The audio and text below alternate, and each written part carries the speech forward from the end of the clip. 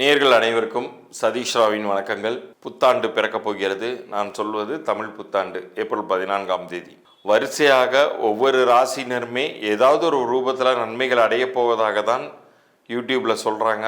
ஆனால் அது நிகழ்காலத்தில் நடக்க மாட்டேங்குதே அப்படிங்கிற ஏக்கம் உங்களில் பலருக்கும் இருப்பது நியாயம்தான்.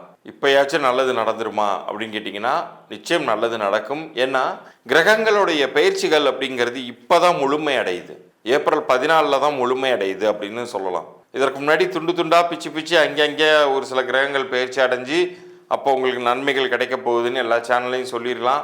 கிடைக்காததுனால நீங்கள் விரக்தி அடைஞ்சிருக்கலாம். போட நான் வேறு வேலையை பார்க்க போகிறேன் அப்படின்னு கூட போயிருந்துருக்கலாம். ஆனால் இப்போ நீங்கள் ஃபுல் ஃபோக்கஸ்டாக உழைத்தீர்கள் என்றால் உழைப்புக்கேற்ற உயர்வு அப்படிங்கிறது உறுதியாக கிடைக்கும். அந்த ஒரு தன்மையில் தான் கிரகங்கள் அப்படிங்கிறது உங்களை ஆளப்போகிறது இந்த 2026 ஏப்ரல் 14க்கு பிறகு. ஏன்னா இந்த ஏப்ரல் 14 சமயத்தில் பார்த்தீங்கன்னா ஆல்ரெடி வாக்கிய பஞ்சாங்கம் ரீதியாக சனி பயிற்சி அடைஞ்சிட்டாரு.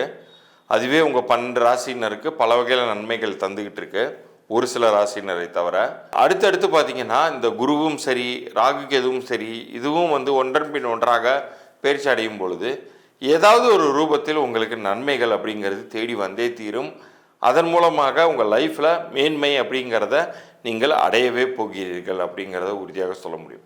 இந்த பதிவின் இறுதியில் முக்கியமான சில குறிப்புகளை நான் கொடுத்துருக்கேன். அதையும் முழுசாக கேட்டுக்கோங்க.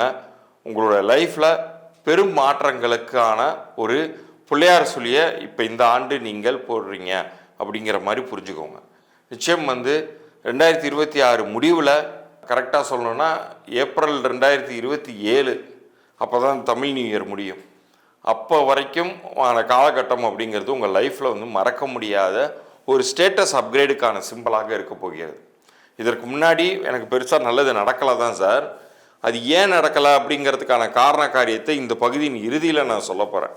ஏன்னா எத்தனையோ மனிதர்கள் அவங்களுடைய பிறந்த தேதிக்கும் கூட்டு எண்ணிற்கும் ஒத்தே வராத ஒரு ப்ரொஃபஷனில் இருப்பாங்க, அல்லது பேர் அவங்களுக்கு தவறான எண்கள் அமைஞ்சிருக்கும். அது பெரிய அளவுக்கு அவங்களுக்கு நெகட்டிவிட்டியை ஸ்ப்ரெட் பண்ணியிருக்கும். பட் இப்போ இறைவன் உங்களுக்கு ஒரு வாய்ப்பை தருகிறார். இது எல்லாத்தையும் சரி பண்ணி கொள்ளும் பொழுது உங்களோட லைஃப் ரொம்ப ஈஸியாக இருக்கும், ரொம்ப விக்டோரியஸாக இருக்கும், வெற்றி பெற முடியும். இப்போ பகுதிக்குள்ளார போகலாம். மகர ராசியை பொறுத்த வரைக்கும் இனி உங்கள் காட்டில் மழை அப்படிங்கக்கூடிய ஒரு இடத்துல இருந்து தான் இந்த தமிழ் புத்தாண்டே ஸ்டார்ட் ஆகுது அப்படின்னு சொல்லணும். ஏன்னா இவ்வளோ நாள் 7.5 சனியின் பெருந்துன்பத்தில் இருந்த நீங்கள் சனி செல்லும் பொழுது அவர் என்னதான் உங்கள் ராசியின் அதிபதியாகவே இருந்தாலுமே கூட அவர் உங்களுக்கு கெடுதல்கள் அல்லது உங்களை அலைன் பண்ணியிருப்பார். நிறைய பக்குவப்படக்கூடிய அளவுக்கு உங்களுக்கு அனுபவங்களை கொடுத்துருப்பார். சிரமங்களால் நீங்கள் நிறைய விஷயங்கள் கற்றுக்கொண்டிருப்பீர்கள் உங்கள் லைஃப்பில். இனிமேல் உங்களுக்கு நல்லது மட்டுமே அவர் செய்யக்கூடிய ஒரு இடத்திற்கு நகர்ந்திருக்காரு அப்படின்னு சொல்லணும். ரெண்டாவது, குருவின் நகர்வு அப்படிங்கிறதுமே உங்களுக்கு மிக சாதகமாக இருக்க போகுது. 7ஆம் வீட்டிற்கு குரு வருகிறார். இந்த 7ஆம் வீடு அப்படிங்கிறது உங்களுக்கு பார்ட்னர்ஷிப்ஸை குறிக்கும். குருபலம் வந்துருச்சான்னு சில பேர்லாம் கேட்பாங்க இல்லையா. இந்த குருபலம் வரக்கூடிய காலகட்டத்தில் தான் ஒரு வீட்டில் திருமணம் போன்ற ஒரு மங்களகரமான விஷயங்கள்லாம் நடக்கும். அது இந்த காலத்தில் நடக்க போகுது. ஸோ இந்த தமிழ் புத்தாண்டை பொறுத்த அளவுக்கு இந்த இரு பெரும் கிரகங்கள் தாண்டி ராகு கேதுக்களுமே பயிற்சி அடைகிறது. பட் அதை பற்றி இப்போ ரொம்ப அலட்டி கொள்ள வேண்டாம். உங்களை பொறுத்த அளவுக்கு சனியினாலையும் குருவினாலையுமே பெரும்பகுதிகள் அப்படிங்கிறது நன்மையாகவே முடிய போகிறது. ஏன்னா ஏற்கனவே நிறைய படிட்டீங்க. நிறைய பேர் கடகத்தை மட்டும்தான் இவ்வளோ நாள் சொல்லிட்டு இருந்திருப்பாங்க. மகரமுமே இதை பார்த்து கொண்டிருப்பவர்களுக்கு புரியும். வெளியிலேருந்து பார்க்கும் பொழுது அவங்க சிரமமே இல்லாத மாதிரி இருப்பாங்க. இந்த அன்னப்பறவைகள்லாம் பார்த்திங்கன்னா தண்ணியில் நீந்தி போகும்போது அது என்னமோ அழகாக வெண்ணெயில் அப்படியே நகர்ந்து போகிற மாதிரி இருக்கும் அது தண்ணி மேலே போகிறது. ஆனால் தண்ணிக்கு கீழே படல் போடுறது அதுக்கு தான் தெரியும். அந்த அளவுக்கு மூச்சு வாங்க நீங்கள் நிறைய சிரமப்பட்டிருப்பீங்க. ஆனால் இனிமேல் அந்த அளவுக்கு சிரமங்கள் இருக்காது. உங்களை குருவும் காப்பாற்றப் போகிறார், சனியும் காப்பாற்றப் போகிறார், மற்ற கிரகங்களுடைய சூழ்நிலைகளும் உங்களை உயர்த்தவே போகிறது. நிறைய கோல் செட் வச்சுக்கோங்க. வைராகிய சிந்தனையோடு எந்த அளவுக்கு முயற்சி பண்ணுறீங்களோ அந்த அளவுக்கு உங்களுக்கு வெகுமதிகளை நீங்கள் அறுவடை செய்து கொள்ளலாம் இந்த தமிழ் புத்தாண்டு காலத்தில். அடுத்த வருடம் 2027 இருந்து இந்த ஏப்ரல் 2026 திரும்பி பார்த்தீங்கன்னா எங்கேருந்து எவ்வளோ தூரம் முன்னேறி வந்திருக்கீங்க அப்படிங்கிறத நீங்களே புரிந்து கொள்ளலாம். முடிந்தால் நீங்கள் ஒரு முறை திருநள்ளாறு சென்று வாருங்கள். நமக்கு கெடுதல் நடக்கும்போது மட்டும்தான் கோயிலுக்கு போகணுங்கிறது கிடையாது, நல்லது நடக்கும்போதும் நம்ம கோயில்களுக்கு சென்று வரலாம். ஸோ நீங்கள் அப்படி போயிட்டு வாங்க. அதே போல் திருவண்ணாமலையும் நீங்கள் சென்று வாருங்கள். மிகவும் உகந்த ஸ்தலம், உங்களுக்கு வெற்றி தரக்கூடிய ஒரு ஸ்தலமாகவும் அது இருக்கும். குருவுக்குரிய அனைத்து க்ஷேத்திரங்களுமே, இப்போ குரு மகான்கள் ராகவேந்திரருடைய மந்திராலயமோ ஷிரடி சாய்பாபா இருக்கக்கூடிய ஆலயங்களுக்கும் சென்று வரும் பொழுதும் உங்களுக்கு மிகுந்த நன்மைகள் அப்படிங்கிறது இந்த தமிழ் புத்தாண்டு காலத்தில் உங்களுக்கு உருவாகவே போகிறது. உங்களுடைய லைஃப்பில் எப்போ நீங்கள் காசு பணம் சேர்த்தீங்க, எப்போ நீங்கள் நல்லா இருந்தீங்க, சந்தோஷமாக இருந்தீங்க அப்படின்னு யோசிச்சு பார்த்தீங்கன்னா இந்த காலகட்டம் அப்படி இருக்க போகுது. ஏப்ரல் 14க்கு பிறகு ஏப்ரல் 13, 2027 வரைக்குமான காலகட்டம் உங்களுக்கு பெரும் வாய்ப்பை தந்திருக்கு. நான் ஏற்கனவே சொல்லியிருந்தேன் இல்லையா, இலவச பொது பலன்கள் பற்றி சொல்கிறேன்னு.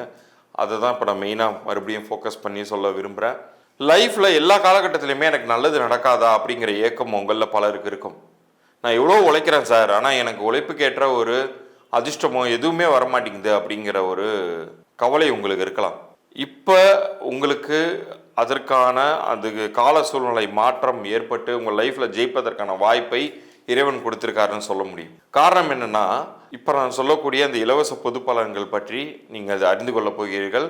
உங்களுடைய பிறந்த தேதியும் பெயரையும் எனக்கு கீழே தெரிகிற இந்த நம்பருக்கு வாட்ஸ்அப் பண்ண போகிறீங்க. அப்படி வாட்ஸ்அப் பண்ணும்போது நம்ம சேனலில் சப்ஸ்கிரைப் பண்ணி ஸ்க்ரீன்ஷாட்டோட அனுப்பிச்சி விடுங்க. உங்களுக்கான பதிலை நான் ஒரு 3 நாட்களுக்குள்ளார அனுப்ப பார்க்குறேன். அப்படியே அனுப்ப முடியலைனாலும் நான் மறுபடியும் ஒரு வாரம் கழித்து எனக்கு அந்த மெசேஜை ஃபார்வர்ட் பண்ணுங்கள். நான் உங்களுக்கு பதில் கண்டிப்பாக அனுப்பிச்சி வைக்கிறேன். அதில் உங்களுடைய குணநலன்கள் பற்றியும் உங்களுடைய பெயர் பலன்கள் பற்றியும் நான் சொல்ல போகிறேன்.